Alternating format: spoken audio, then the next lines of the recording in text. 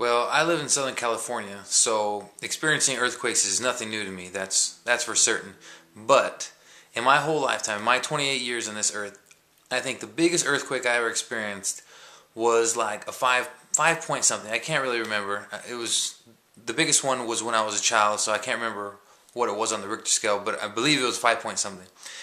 Anyhow, I remember how terrifying that was, and I mean, for a person who hasn't experienced an earthquake, I mean, I can't even imagine. The earth is shaking. The ground below you, everything is shaking. I mean, I guess the only thing comparable is if you're in some kind of car and the car is for some reason shaking really bad. For other reasons, maybe you're on a dirt road and the car is shaking really bad. But it's even more than that. It's just the earth below you is shaking. There's just, I don't know. There's just nothing comparable.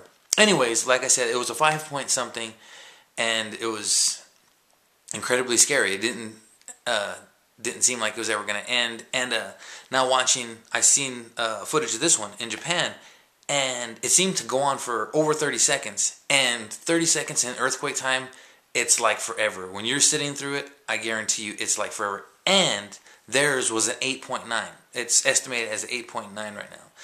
So I can't even imagine. I can't even imagine how scary that was. And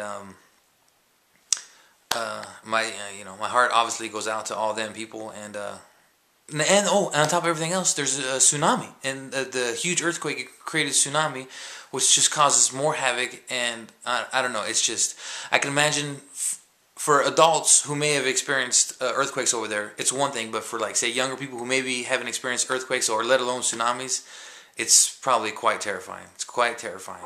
Like I said, when the earth that you're used to your whole life just being stationary, maybe other things around you shaking, but then when actually the earth below you is shaking, it's really something else.